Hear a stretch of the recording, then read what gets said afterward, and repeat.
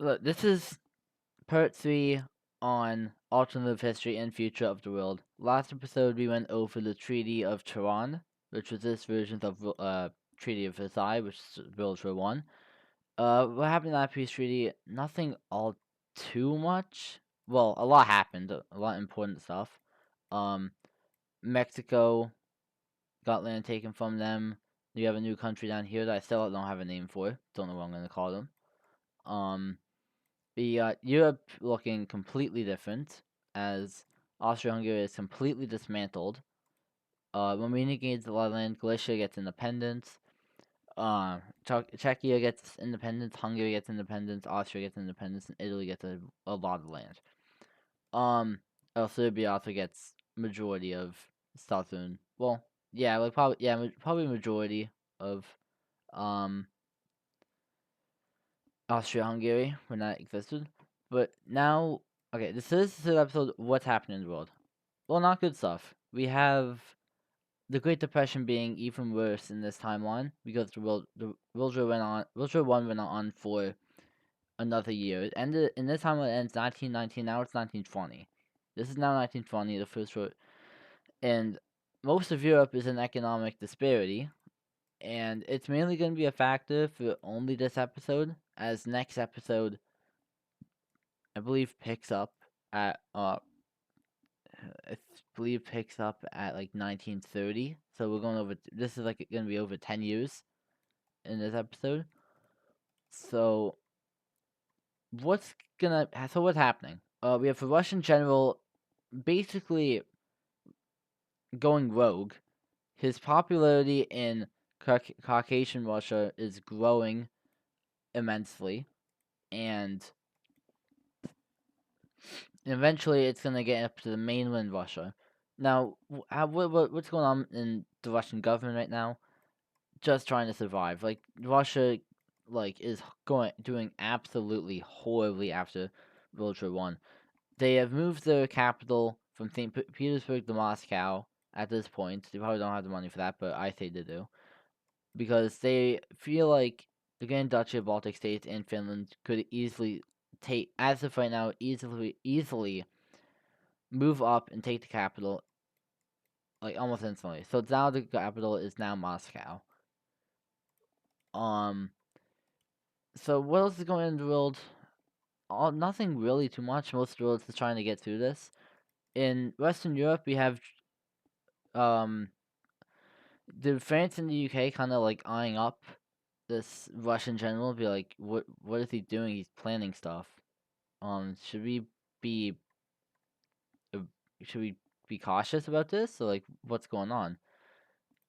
Um, and Germany is kind of just like, I don't really care. He's it's one man. It's not gonna do much anyway. Um, but in the world, we have a couple countries that are doing absolutely horrible in the post-World War One war. One of them is Mexico. Mexico is doing financially horrible. Bolivia is doing also insanely bad. They are losing more of their land near the coast. It's not good for them, and a lot of their country is blown up during World War One. Um, Other than that, another country that is not doing good in the world is Venezuela. Now, Venezuela was neutral during World War One, but the thing with them, they kind of um sent supplies into Brazil a little bit, but it's like it's just how the Great Depression was in real life. Even countries that didn't actively participate in World War One was still hit by it. That's what's going on in Venezuela. And they're taking it extremely badly right now. Mexico's taking it the worst after losing all of this land in Yucatan. But let's go over to China. China is doing absolutely horribly. Like probably the besides for Russia, it's China is suffering the most from the Great Depression, and that's because during World War One, the Chinese have sent 2 billion tons of supplies into Russia, but also India.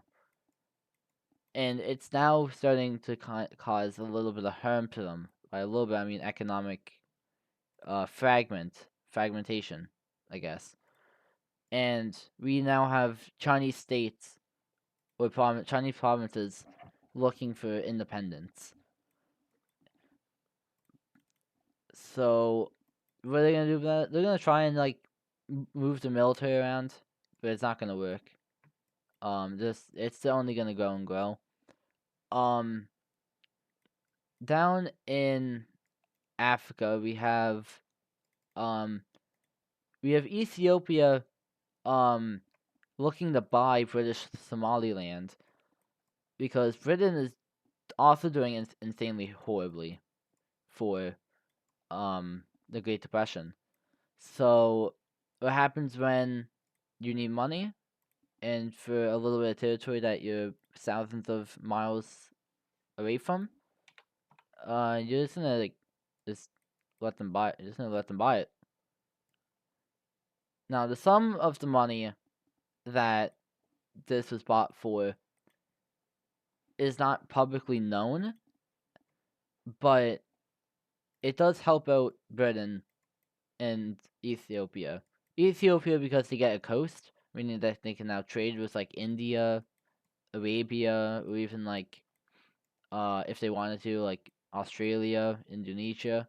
They can now trade with the world. It also helps Britain because even though they lose a little bit of territory that's never really killed in the first place, it's also gonna make their economy go up, and the economy is like gonna like settle down. Let's talk about Eastern Europe now. Um, Eastern Europe, we kind of had um, Eastern Europe is completely different. All of this was Russian land, but now it's like it's four countries. The Belarusian country um is doing not so good. The government wasn't set up properly,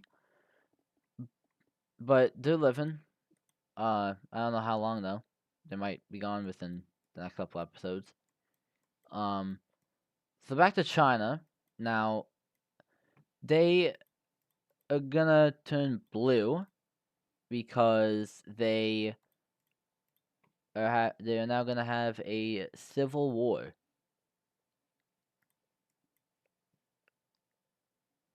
Okay, so now China is now falling into civil war. The so when I said that their economy was doing horrible, I meant it. Their economy, like, it may be worse than Russia's. Like, Russia is starting to pick up its economy at this point. Like, they can now fight a war, but if they fought a war, it would harm them. But they need China for a trading partner. Like, this is a country that they cannot lose. So even though Russia is in economic disparity, they're still going to fund them to Manchuria. Now, the Chinese military are gonna fight, but they don't really have much hope because this is like like millions of kilometers of territory that they have to take back. Now they're going to fight back as the rebels move up in the country, but they're not gonna do good for the most part. Um, so we're talking about Japan. Japan was neutral during World War One, and their economy is not taking a hit. So what will they do? Oh, declare war on China. That's what they're gonna do. The reason for this is that they see as China weakens, the better it gets for them to take over Manchuria. Now Russia cannot have this. Russia is like, no, no, no, no. Japan, stop it. No, you are not doing this. Japan says, screw you, we're doing this. And then they start invading China. So Russia is like, okay, screw you back. What do they mean by this? Oh, war. They declare war on Japan. Now, Russia is in no absolute turn to fight a war, but they cannot lose China.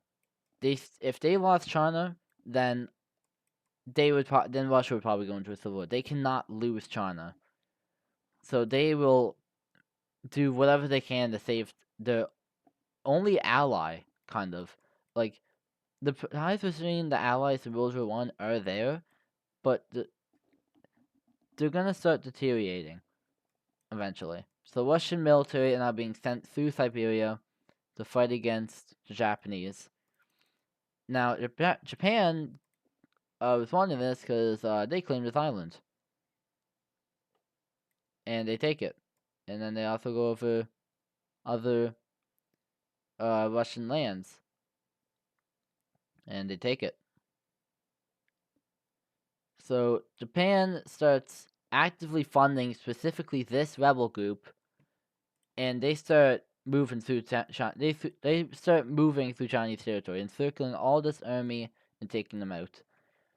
They then move up the Chinese coast and approach Beijing. Now Beijing isn't the capital of China during this point. I believe it's Nanking, and it's somewhere in here. But losing Beijing would definitely be a bad thing, even though it's not their capital. So we're gonna move the Japanese military are gonna move up and take even more land in Russia and in China. So eventually gets to front lines that look like this. So once it gets up to these front lines, yeah, China's kind of cooked because this group isn't really like moving. It's kind of just like stalling. So China is going to make peace with this rebel group, so they get independence. So I'm gonna keep leaving colored in, but they're not fighting against China. This rebel group will start like getting pushed back, but it's not really that much, and this rebel group kind of just moves down into here, and basically does like what's more valuable, coast or inland? It's definitely the coast. So China, even though they pushed them back, they definitely lost in that battle. Russian troops are starting to arrive in mass, and the year on this is probably 1923, 1924. Um, so, but the Russian military is not really good right now, and eventually, this Russian general in Caucasus, he is also sent to command armies, and he is, as of right now, the smartest military general on the planet. He knows battles and how to fight a battle like no other country's general at all. He is the smartest military general in the world, and that's why kind of the UK and France are starting to eye up this war. Because if Japan can beat them, Japan's probably like top 7 and Russia's like top 4 as of right now, then they're like, well, we wouldn't really have to worry about him. He's not really that smart. But eventually, the Japanese meet up with this blue thing and they join forces, and together they move and capture. Well, the Japanese capture Beijing. Down in this rebel group, they connect with this rebel group, and they don't really agree. Like these two have different ideals. They don't really agree with each other, but they do. They do say, "Hey, we both have the same enemy, China. Let's go and fight together to get independence. Then maybe we can fight a war." So eventually, front lines look like this, and China is now on like their economy was pretty good. It's now non-existent. They lost all of the coast. It's only inland, and at this point, China is going to leave the war as they can no longer fight the war. And basically, this is like unclaimed land now. I mean, this is still China, but they aren't to participate in the war anymore, which Japan is going to take immediate. Japan's going to take immediate area and start pushing into Russian territory up and over here. Now, Russia is like, no, trying to stop. You can still fight this war. You can still fight it, and the Chinese government saying we can't. We're out of resources, so we're just gonna let them take what they want. So Russia loses China, and I said that they couldn't. So how is this land split up? Something like this. China is now occupied by 4 different powers. So Russia's furious. Same as the Russian military, Russian general. And as he is commanding armies, he is winning battles, but he's mainly losing them. He is now pushed back to a front line of this. And his proximate location right now is down here, so he has to force all of his armies up. Just get out of this encirclement, because I see Japanese troops trying to do that. So they will run across. They will run over here and hold a front line on this, and that's exactly what happens. Over here, they land. Japanese land on this cold island, but start dying to the cold due to the cold. So they're like, okay, we'll just climb up to here and then we'll just leave. So now what? Russia has been being pushed back. Their economy is going back down significantly. They will now sign a peace treaty with Japan and the other powers, and to figure out what they're gonna do with China. Now China's not gonna be literally gone, but China's influence is gonna be nothing after this. Alright, time to. So I gotta do this. Okay, in this peace treaty, we have China being demolished. This is basically demolished. China still exists, but they're basically landlocked with only having a coast here and bordered by enemies. Besides Tibet. Tibet's like Tibet's neutral. I know they were in the neutral one, but they're mainly a neutral country, starting with India. So what happened in the peace treaty? Xinjiang gets independence. This collage of Chinese states or provinces get independence. Same as this one. This is China. This like T thing, that's China. The capital is definitely still Beijing, as they still have. Yeah, they still have it. Beijing and Nanking. I'm gonna make it Beijing just for real life purposes. So what did Japan get? Japan got all of Russia's modern day eastern land. They even get land up here, and this is now a puppet state for Japan. Now these two are starting to get friendly with each other, like extremely friendly. So we do have the first alliance being made. So these countries, so this like Eastern Chinese country, Manchuria and Japan, all starting to get friendly with each other, and they will make an alliance. I will make an alliance map. For next episode, so we can see this alliance and have 2 maps on this. Now, how is Russia? This is a huge L. This is a huge L for Russia, and Japan sends a message to France and UK saying, "Hey, you guys are worried about this Russian military general down in Caucasian Russia. Well, he's not a problem. He's inferior. Don't worry about him. He's literally nothing. He just kind of lost territory. He pushes back, but we got back at them. They're like, okay, phew, thank God. So now this Russian military general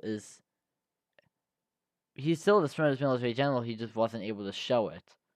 But to the rest of the world, he's inferior. Now, let's go over to Mexico. Uh, yeah, Mexico is going to be going into a civil war as well. Now, but the reason for this is because they lost all of the valuable land. Not all of the valuable land, but a lot of it. Now, Mexico falls into civil war. So this is kind of like going horrible for Mexico at this point. And eventually, Mexico can't fight this war, so they're gonna, after a couple battles, the Americans are not getting involved. They have the Great Depression to deal with. After losing battles to them, we have a peace treaty between both of the powers to figure out what we want this to happen. So now what happens? Well, Mexico loses even more territory. This being the Mexican main government. This is a northern Mexico group, and this is a southern Mexico group, both being bordered by America. That could lead to some things. Definitely could lead to some, but nothing. Nothing this episode. Time to go down to Bolivia. They well this so we trying to kind of split into multiple countries. Mexico split into multiple countries. Uh, Bolivia just kind of breaks, and Bolivia no longer exists. The government couldn't hold on anymore, and now it will be divided up. All the land will be divided up between all of the countries bordering it. So we're getting a partitioning of Bolivia because of the Great Depression. So we have Argentina taking this land. Paraguay is going to take through here, and Peru will take up to there, and then we'll go to here, and then Bolivia gets, and then Brazil gets the rest.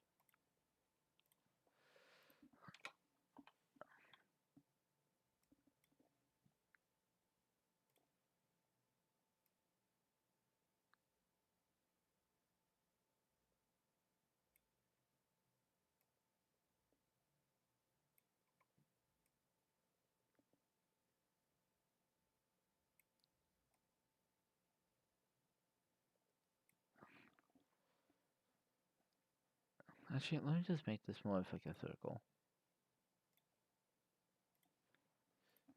just to fit the shape.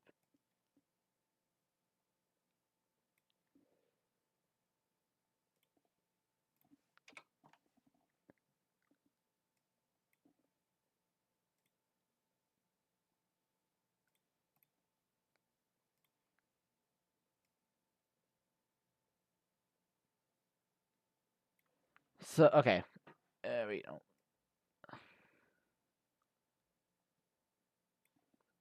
So what happens now? So what just happened? Bolivia got petitioned, heavily, and um, we have Peru getting a little bit of land. We have Chile getting a bit more of the land, not really much though. We have Argentina not really getting a lot of land either, and Paraguay gets some land, but not really all. Paraguay just focused on the Paraguayans that live in, uh, that lived in Bolivia, and Brazil just kind of fully annexes it because um it's like they fought together in a war against them, so it's kind of like, I mean, realistically they would want to preserve it, but they couldn't function So that happens. So other than that, time for elections. Um, Now I did mention the elections were going to be happening in this episode, and they're still going to happen. So we have Ottoman Empire taking an election. Um, we have Romania taking taking a election, and we have Galicia taking them. Those are the three main ones because it's Eastern Europe. But also, there's more happening on the world, like here, here, in like all the new Chinese states and Mexico. But these are the main ones. Now, this one turns to a allied favor. So this guy is pro-allies, and this guy in Ottoman Empire is pro-allied, and he wants to stay with the allies rather than have good terms with Russia. This guy here is pro-Russian, and this guy is basically kind of like a Russian puppet, but not really. He's Romanian, but he agrees with Russia and how they shouldn't have lost so much land. In Galicia, it came very close. It was a 45 to 55 for pro-allied. So got two pro-allied countries, and that's gonna be really the fun. So what happens now? We have the Russian president. The Russian president is kicked out of power, and this Russian general immediately takes office, like immediately, almost instantly after it happens, like a day after it happens. So this Russian military general is now the president of Russia, and the Great Depression is now kind of over. Like when these elections happened, it was like 1927, 1928. So we're fast forwarding a couple years. Now we went over 10 years in this episode. Like the events, the Chinese Civil War that happened, that wasn't 1 year. That was like 5 years. That happened from like 1922 to 1927. So and then this happened when this was finishing up. So this happened at like late 1926, and then finished early 1927. This happened 1928. So we're kind of like late 1928 now. And now it's getting to the point where it's 1930, where the episode ends, and the Russian military general takes office with majority of the country agreeing with him and signing with him. It comes down to 80 to 20%. 80% of the Russian population is agreeing with this guy for him to be prime minister, as they know that what he can do in battle. He couldn't show it over in Japan because he doesn't specialize in this region. This is like he doesn't specialize in over here, but he's gonna learn how to, because he now wants the Japanese Empire to be dismantled permanently. He wants to turn Japan into a Russian puppet, and for the rest of Europe, more of like the same. It's just a lot more harsh, especially to Germany and the UK. So that's where this video's in the end. With the next episode will be a build up for World War II, and episode 5 will be World War II. So next episode we are going to be building ourselves up for World War II to start, and I know how it's gonna happen. Well, the only way it can happen is around this specific region. Oh, we didn't really feel about Bulgaria at the time, but he's a great military general. Not a brilliant as him, but he's also in power and he wants revenge for all this. So that's where this video is gonna end.